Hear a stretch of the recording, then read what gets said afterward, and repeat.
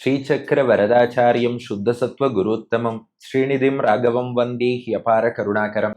கவசம் கனெக்ட் நேயர்களுக்கு நமஸ்காரம். பெரியாழ்வார் திருமொழி 4 10 9 திருமொழி 3 பாசுரத்தை அனுபவிக்க நாம் திருவரங்கத்திலே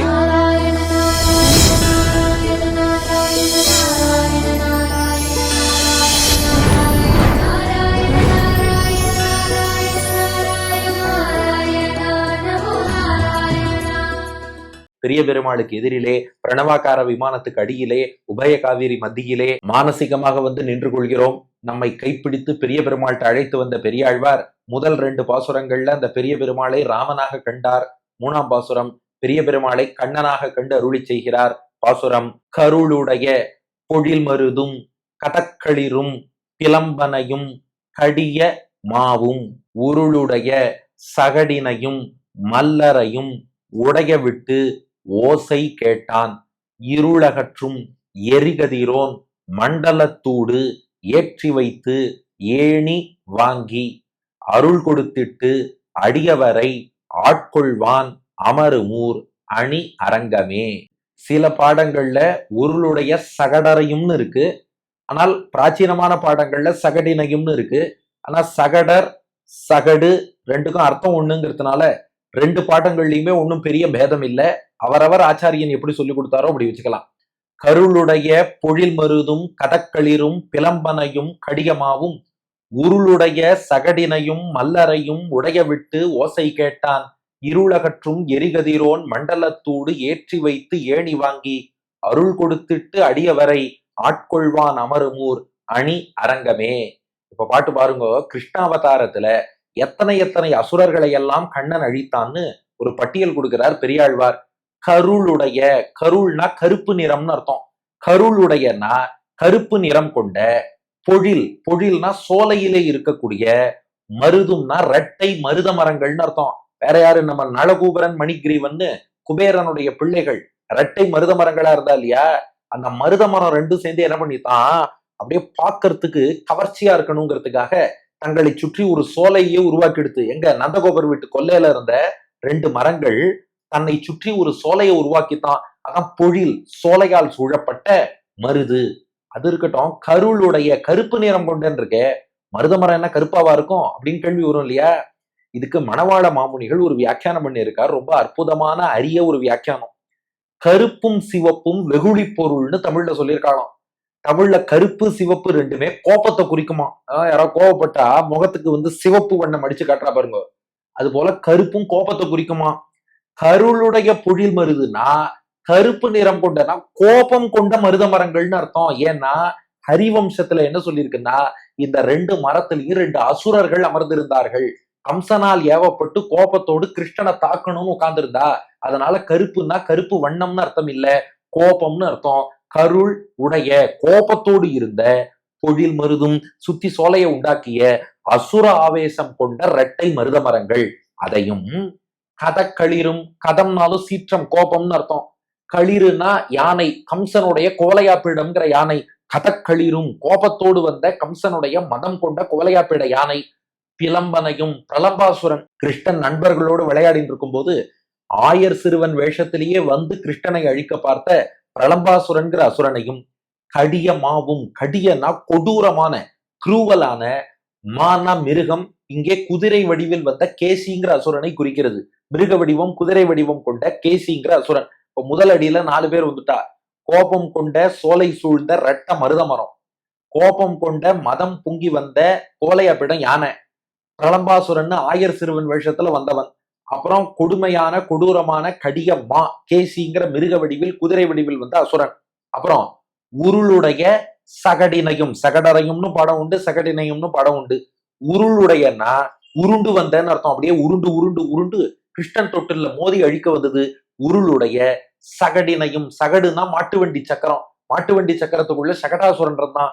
அவனையும் மல்லரையும், மல்லர்கள் சாணூரன் முட்டிக்கண்ணு 2 மல்லர்கள். இவாளெல்லாம் பெருமாள் என்ன பண்ணாராம், உடைய விட்டு ஓசை கேட்டான். உடைய விட்டுனா அவ அத்தனை பேரும் உடைஞ்சு பங்கமாகும்படி. இது எவ்வளவு அழகான வார்த்தை பாருங்க. எல்லாரையும் பங்கம் பண்ணிட்டாராம். எப்படின்னு ஒன்னொன்னா பாருங்க, நீங்க நன்றாகவே ரசிக்கலாம். இத உடைய விட்டு எல்லாத்தையும் பங்கம் பண்ணி உடைச்சார். கருளுடைய பொழில் மருதும், கோபத்தோட 2 மருதம் அடிச்சு சாட்சி உடைச்சுட்டார். கதக்களிரும், யானையோட தலையில ஓங்கி அடிச்சு தும்பிக்கையால பிளந்து அதனுடைய தந்தத்தை பிடிச்சு ஒடித்து அதையும் பிளந்துட்டார். பிளம்பனையும் பிரலம்பாசுரனை சும்மா கையில எடுத்து ஒரு வார்த்தை சொல்லுவா பாருங்க, அப்படியே மாவு பிசையறாப்புல பிசைஞ்சுட்டான்னு அப்படி பிரலம்பாசுரனை முடிச்சுட்டார். கடிய மாவும், இந்த கேசிங்கிற அசுரன் இருக்கானே, வாய்க்குள்ள கையை விட்டு அவனையும் உடைச்சு பிளந்துட்டார். உருளுடைய சகடினையும் சகடாசுரன் திருவடியால உதைச்சார், துண்டு துண்டா போயிட்டான். மல்லரையும், மல்லர்களை உண்மையாவே அடிச்சு பிளந்துட்டார். உடைய விட்டு இத்தனை பேரையும் உடைச்சு ஓசை கேட்டான். நாம உடனே என்ன அர்த்தம் சொல்லிடுவோம்னா, உடைய விட்டு எல்லாத்தையும் போட்டு உடைச்சார். வெண்ணப்பானைய உடைச்சு ஓசை சத்தம் கேட்ட மாதிரி இங்கேயும் ஓசை கேட்டான்.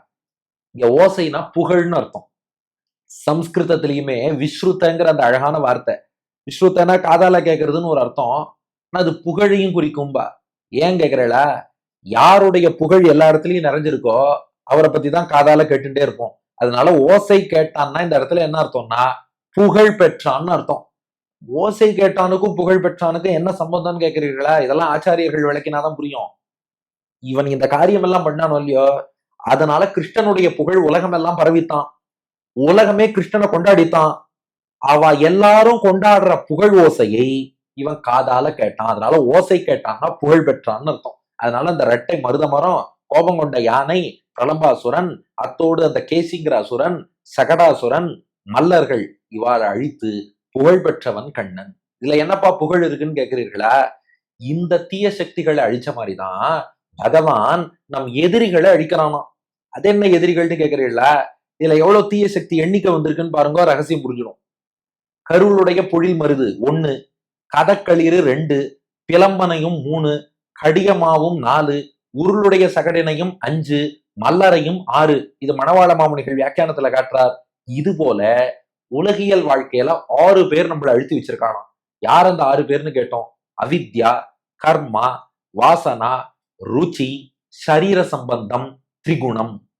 புரியவே இல்லை, எவ்வளவு நேரம் புரியறாப்புல உபன்யாசம் பண்ண இல்ல, ரொம்ப சிம்பிள்.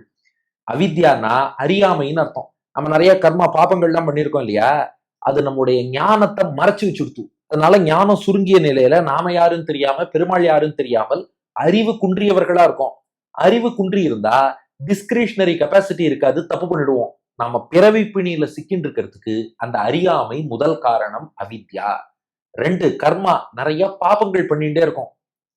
பாபம் பண்ண பண்ண அறிவு இன்னும் மங்கி போறது. பாபம் பண்ணி பண்ணி பண்ணி பண்ணி அதனுடைய அந்த எஃபெக்ட் அனுபவிக்கிறதுக்காக மேல மேல பிறக்கிறோம். அப்ப பிறவி பிணியில அழுத்தி வைக்கக்கூடிய 2வது ஃபேக்டர் பாபம். 3வது என்னன்னா வாசனா. வாசனான்னு சொன்னா இதுக்கு சரியான உதாரணம் பெருங்காய டப்பா தான். இந்த பெருங்காய டப்பால பெருங்காயம் தீர்ந்து போனாலும் அந்த வாசனை இருந்துட்டே இருக்கும். இது போல பாபம் பண்ணி அதுக்கு பிராயச்சித்தமே பண்ணி முடிச்சிட்டாலும் கூட பாபம் பண்ண அந்த டெண்டன்சின்னு ஒண்ணு உள்ள இருந்துட்டே இருக்கும் இல்லையா வாசனை, அது இன்வாலன்ட்ரியா நம்மள தூண்டி தூண்டி அந்த பாப்பத்தை பண்ணிட்டே இருப்போம். அதாவது இது பாப்பம்னு இல்ல, நல்லது செஞ்சாலுமே அந்த வாசனை உள்ள இருந்ததுன்னா பண்ணிட்டே இருப்போம். அடியன் ஒவ்வொரு நாளும் சாயந்தரம் சந்தியாவந்தனம் பண்ணிட்டு எங்க அம்மாவை சேவிக்கிறது வழக்கம். ஹால்ல சோஃபால எங்க அம்மா உட்காந்துருப்பா, போய் சேவிச்சுட்டு வந்துருவேன். ஒரு நாள் அதே வாசனையில போனேன், அதே சோஃபால என் மனைவி உட்காந்துருந்தா, விழுந்து சேவிச்சுட்டு எனக்கு தெரியாம வந்துட்டேன். அவ்வளவு சரி நல்லதுதான் உட்காந்துட்டாவே, அது வேற விஷயம் விட்டுருப்போம். இப்ப இந்த கதையை எதுக்கு சொன்னேன்னா, ஒரு விஷயத்த நாம தொடர்ந்து பண்ணோம்னா இன்வாலன்ட்ரியா பண்ணிடுவோம், அதுக்கு வாசனான்னு பேரு. அடுத்து ருச்சின்னு ஒண்ணு இருக்கு. ருச்சின்னா இந்த ருச்சி கண்ட பூனை, இதுக்கும் ஒரு பழமொழி. ருச்சி கண்ட பூனைம்பா. பூனைக்கு பால் சாப்பிட்டு பிடிச்சிருத்துன்னா வந்து வந்து சாப்பிட்டுட்டே இருக்கும். அது போல ஏதாவது அல்பமான இன்பத்தை அனுபவிச்சு அதுக்கு ஒரு பாபம் பண்ணி பிடிச்சு போச்சுன்னா வாலண்டரியாவே பண்ணுவோம். இன்வாலண்டரியா பண்ணா அதுக்கு வாசனான்னு பேரு, வாலண்டரியா பண்ணா அதுக்கு ருச்சின்னு பேரு. இது 4வது ஃபேக்டர். 5வது ஃபேக்டர் என்னன்னா சரீர சம்பந்தம். இந்த உடம்புல இருந்தாலே அது ஏதாவது ஒரு பாபம் பண்ணணும்னு இந்த உடம்பு தூண்டிட்டே இருக்கும். அதனாலதான் உபனிஷத் சொல்லித்து அசரீரம் வாவசந்தம் ந பிரியா பிரிய ஸ்பிருஷத்தகா. டே, நீ உடம்புல இருக்கிற வரைக்கும் உனக்கு பிரச்சனை தான். வைகுண்டம் போய் திவ்யமான சரீரம் பெற்றா நோ ப்ராப்ளம். இந்த உடம்பு இருக்கிற வரைக்கும் ப்ராப்ளம். இது 5. 6 இந்த முக்குணங்கள், சத்துவகுணம், ரஜோகுணம், தமோ குணம்னு இருக்கு பாருங்க. சத்துவகுணம் மேலோங்கி இருந்தா அது நல்லதுல நம்மளை ஈடுபடுத்தும். ரஜோகுணம் மேலோங்கிட்டா ஆசை கோபத்துல ஈடுபடுத்தும். தமோ குணம் மேலோங்கி எடுத்துனா அது சோம்பல், அறியாமை, தூக்கம், மயக்கம், தப்பு அதுல ஈடுபடுத்திடும். இந்த குணங்கள் ஒரு ஃபேக்டர். அப்ப 6 ஃபேக்டர் உள்ள வரதா. 1 அறியாமை, 2 கர்மா, 3 வாசனை, 4 ருச்சி, 5 சரீர சம்பந்தம் அல்லது பிரகிருதி சம்பந்தம், 6 சத்துவகுணம், ரஜோகுணம், தமோ குணம். இந்த 6 ஃபேக்டரையும் 6 அசுரர்களை அழிச்ச மாதிரி இந்த 6ஐயும் அழிச்சுடுறாராம் பெருமாள். அழிச்சுட்டு என்ன பண்றாராம், அர்ச்சிராதி மார்க்கத்துல நம்மள வைகுண்டம் அழிச்சுன்னு போறாராம். எப்படி? அப்படியே பாட்டுக்கு வாங்கோ. இருளகற்றும் எரிகதிரோன் மண்டலத்தோடு ஏற்றி வைத்து. சூரிய மண்டலம் தாண்டி வைகுண்டம் போகணும். வைகுண்டம் போறதுக்கு அர்ச்சிராதி மார்க்கம்னு பாதை இருக்கு. அந்த பாதையில போகும்போது இருள் அகற்றும், இருளை அகற்றக்கூடிய, அதாவது டார்க்னஸை ரிமூவ் பண்ணக்கூடிய எரி கதிரோன். எரினா வீசக்கூடியன்னு அர்த்தம், கதிர்னா ரேஸ். எரி கதிர்னா எங்கும் வீசக்கூடிய கதிர்களை உடைய, கதிரோன் அப்படின்னா சூரியன். எரி கதிரோன் எங்கும் கதிர்களை வீசக்கூடிய சூரியன் இருக்கானே அவனுடைய மண்டலத்து ஊடே, சூரிய மண்டலத்துக்கு நடுவே. இது அர்ச்சிராதி மார்க்கம்னு சொல்லியிருக்கு. இது சாந்தோக்கிய உபநிஷத்துலயும் வருது. நடாதுரம்மாள்ங்கிற மகான் நமக்கு பரமார்த்த ஸ்லோகத்வயத்துல இந்த ரூட்டையே அழகா காமிச்சிருக்காரு. நம்ம கூகுள் மேப்ஸ் காட்டுற மாதிரி முக்தோ அர்ச்சிஹி ஒளியின் உலகை அடைகிறான், தின பகல் தேவதையின் உலகத்தை அடைகிறான், பூர்வ பக்ஷ சுக்லபக்ஷ தேவதையின் உலகத்தை அடைகிறான், ஷடுதங் மாச உத்தராயண தேவதையின் உலகை அடைகிறான், அப்த சம்வத்சரம்னு ஒரு வருடத்துக்கான தேவதையின் உலகத்தை அடைகிறான், வாத வாயுலோகத்தை அடைகிறான், அம்சுமத்து க்ளௌ வித்யுத்து, அம்சுமத்து சூரியலோகத்தை அடைகிறான், க்ளௌ சந்திரலோகத்தை அடைகிறான், வித்யுத்து மின்னல் லோகத்தை அடைகிறான், வருணலோகத்தை அடைகிறான், இந்திரலோகத்தை அடைகிறான், தாத்ரு பிரம்மாவின் லோகத்தை அடைகிறான். அதுக்கப்புறம் விரஜா நதியை தாண்டி வைகுண்டமா. முக்தோர்ச்சிர் தின பூர்வபக்ஷ ஷடுதங் மாச அப்த வாத அம்சுமத்து க்ளௌ வித்யுத்து வருண இந்திர தாத்ரு மகிதகா சீமாந்த சிந்துவாப்ளுதகான்னு வருது வரிசையா. இதுல சூரியலோகம் இருக்கே, அங்க போகும்போது என்ன பண்ணணுமா, அந்த சூரிய மண்டலத்தை கிழிச்சுண்டு, சோலார் சிஸ்டம் மில்கி வே கேலக்சிங்கிற பாருங்க, ஊடுனா அதை கிழித்து கொண்டு சூரிய மண்டலத்தை தாண்டி அதுக்கப்புறம் மேல் உலகங்களுக்கு எல்லாம் போகணும்னு வருது. இப்ப அப்படியே அதை தமிழ்ல பெரியாழ்வார் பாடுறாரு பாருங்க. இருளகற்றும் எரிகதிரோன் மண்டலத்தூடு, அதை கிழிச்சுண்டு ஏற்றி வைத்து மேல உயர்த்தி வைகுண்டத்துல வைத்து நம்மள வச்சுடுறாராம். வச்சதுக்கு அப்புறம் என்ன பண்ணுவார்னா, ஏணி வாங்கி, ஏணியா அவரே வாங்கின்றுவாராம். ஏணிய வாங்கின்றுவாரா? ஆமா, அதான் அங்க ஏரியாச்சு, அப்புறம் எதுக்கு ஏணி? சரி, இந்த ஏணி யாருன்னு கேட்டோம். பெருமாளே தான் ஏணி. அதாவது இதுக்கு எவ்வளவு அழகான வியாக்கியானம் மணவாள மாமனிகள் பண்ணியிருக்காரு பாருங்க. அங்க போய் யாரப்பா அடைய போறோம்னா பெருமாளை தான் அடைய போறோம். இதுக்கு ஏணியா இருக்கிறவரும் பெருமாளும். இப்படி வச்சுக்கோங்களேன், மேல ஒரு புதையல் இருக்கு. இந்த டபிள்யூ எல்லாம் மணி இந்த பேங்க் அப்படின்னு சொல்லிட்டு ஒரு ஃபைட் விளையாடுவா. மேல ஒரு பெட்டியை தொங்க விட்டுருப்பா. இவன் ஏணி வச்சு ஏறி சண்டை போட்டு யார் அந்த பெட்டியை எடுக்கிறானோ அவர் தான் வின்னர்பா. இந்த பெட்டியாவும் பெருமாளே இருக்காராம், மணி இந்த பேங்க்குக்கு லேடராவும் பெருமாளே இருக்காராம். போய் அந்த பெட்டியை எடுத்தாச்சுன்னா அப்புறம் லேடர் தேவையில்லை தானே. அதனால பெருமாள் என்ன பண்ணுவாராம், அங்க ஏத்தி உட்கார வைக்கிற வரைக்கும் பெருமாள் ஏணியா இருப்பாராம். ஏறினதுக்கு அப்புறம் விட்டுட்டு போயிடுவார்னு அர்த்தம் இல்ல, ஏணியாக இருக்கும் தன்மையை விட்டுட்டு மணி இந்த பேங்க் கிஃப்ட் சூட்கேஸாக பெருமாளே மாறிடுவார். அதாவது அங்கே உபேயமாக நமக்கு டெஸ்டினேஷனாக பெருமாள் மாறிடுவார். அதனால ஏணி வாங்கினா தன்னையே நம்மள்ட்ட இருந்து வாங்கிட்டுருவாருன்னு அர்த்தம் இல்ல.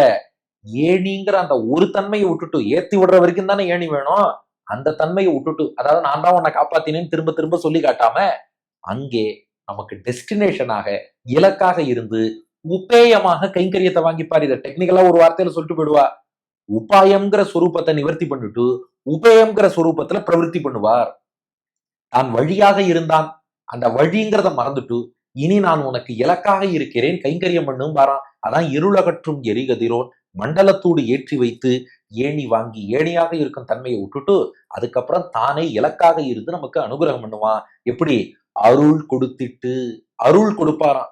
என்ன அருள்னா, நிரந்தரமாக கைங்கரியம் பண்ணு, இனி நீ பூமிக்கு போக வேண்டிய தேவையும் இல்லை என்பதை அருளாக நமக்கு செய்கிறார். அருள் கொடுத்துட்டு அடியவரை ஆட்கொள்வான். அடியவரை, அங்கு வந்து தனக்கே அடியவராக இருக்கக்கூடிய முக்தாத்மாக்களை ஆட்கொள்வான். ஆள்னா அடிமைன்னு அர்த்தம். ஆட்கொள்வான்னா அடிமையிலே ஈடுபடுத்துவான். இனி உனக்கு பூலோகம் கிடையாது, நிரந்தரமான வைகுண்டம், கைங்கரியம் பண்ணிட்டே இருந்து கைங்கரியத்தில் அடிமை கொள்வான். அதான் ஆட்கொள்வான்.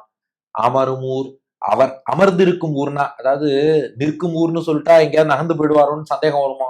அமரும் ஊர், செட்டிலான ஊர் இதுன்னா. அமரும்னா இந்த இடத்துல செட்டிலாகி நிரந்தரமா தங்கி இருக்காருன்னு அர்த்தம்.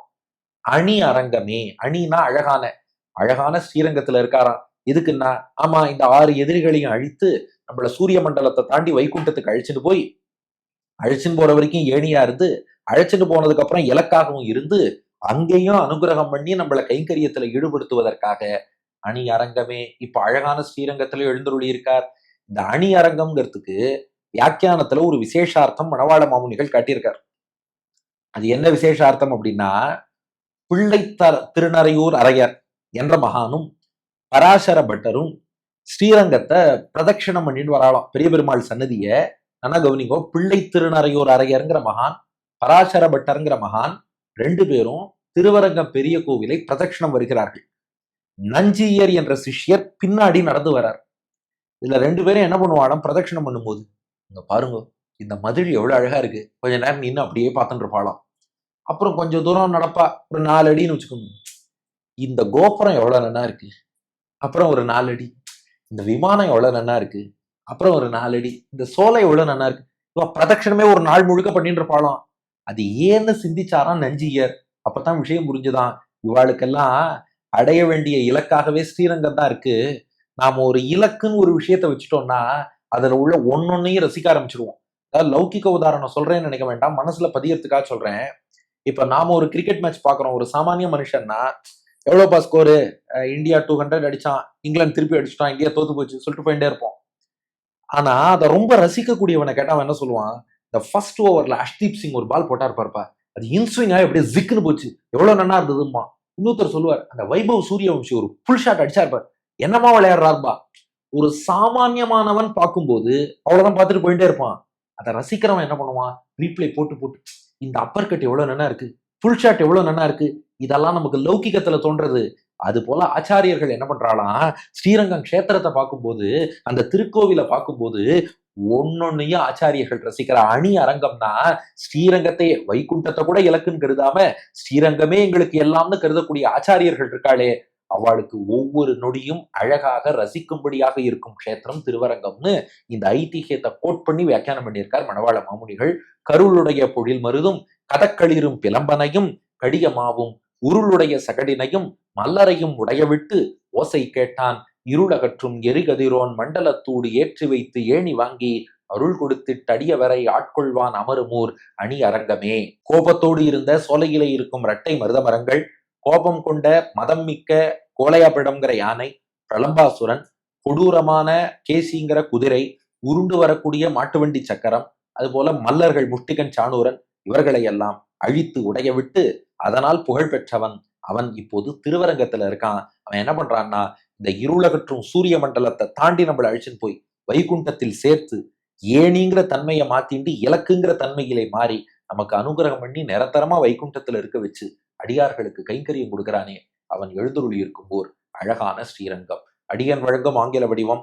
Lord Krishna attained fame by destroying the double Maruda trees, the evil elephant, Pralambasura, the wicked horse, wicked cart wheel, and the two wrestlers. He now dwells in the beautiful Srirangam. That Lord blesses us to get past the solar system and attain Vaikuntham. Then he changes his form from being a ladder to our destination and grants us eternal divine service to him என்பது இதற்கான ஆங்கில வடிவம். இனி இதற்கு அடுத்த பாசுரத்துல கண்ணனாக பெருமாளை காணப்போகிறார் பெரியாழ்வார். அடுத்த பகுதியில் காண்போம். பெரியாழ்வார் திருவடிகளே சரணம்.